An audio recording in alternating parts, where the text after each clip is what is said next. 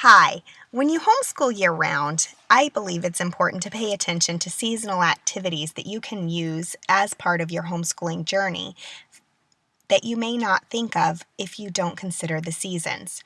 But because I homeschool year-round, I've always tried to pay attention to the different opportunities that are available during the seasons that you could do that count towards your homeschooling.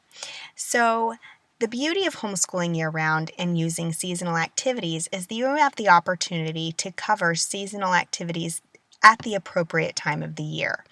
I remember when I was growing up, and even when my children were little, before we became year round homeschoolers, we often covered really odd topics at the wrong time of year, such as covering spring flowers in the fall and covering hibernation in the spring.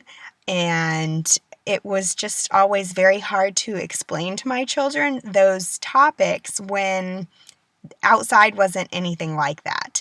So because I homeschool year round, I've chosen to teach my kids about hibernation in the wintertime. We cover the beach in the summertime. We cover spring flowers in the springtime.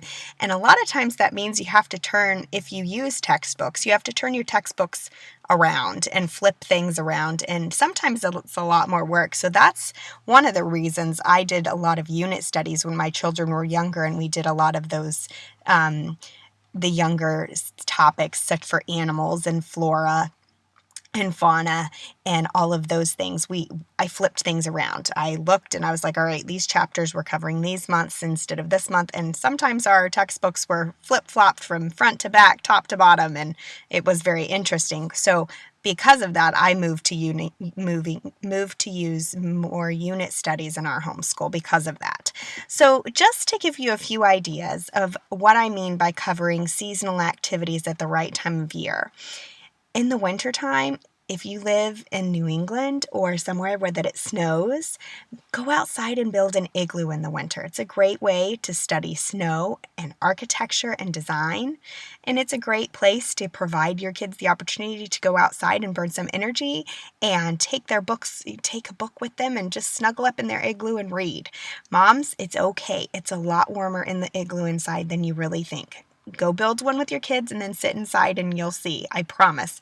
I remember my mom told me my brothers, when they were teenagers, built an igloo one time and in the backyard, and they were going in and out with snow boots, shorts, and a t-shirt. And she's like, you guys, it's too cold to be like that. And they were like, Mom, no, it's really hot in here. Come see. So she actually took time, way to go, Mom, and went out into the igloo with them and discovered that it was really, really warm.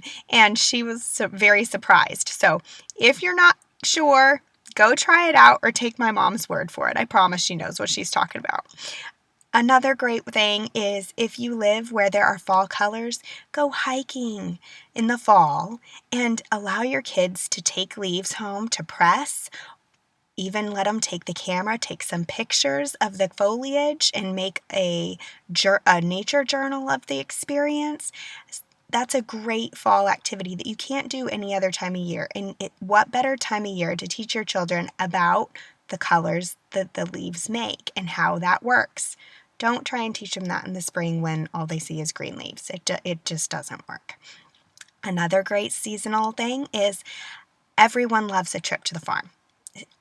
I do anyways. I'm a country girl though, so maybe everyone doesn't. I think everyone should love a trip to the farm.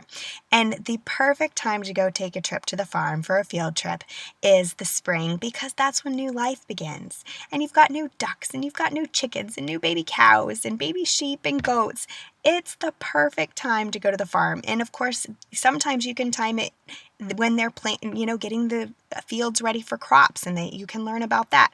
One of our farms here is a dairy farm, and my kids got the opportunity to go watch them make cheese while we were there visiting the farm animals. So get out to the farms in the springtime. It's a great experience, and you'll learn a lot even too, I promise.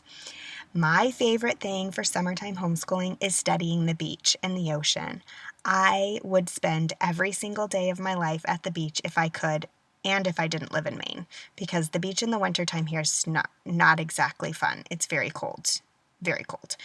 So I couldn't do it here. I would have to live somewhere that didn't have winter like we have here. But I love the beach, and it's one of my favorite topics to cover. And my kids and I still study the beach, even now in high school, when I know they probably think, Mom, we already know all this stuff. But I try and include more things for them to learn about the beach and the ocean when we go spend a day at the beach.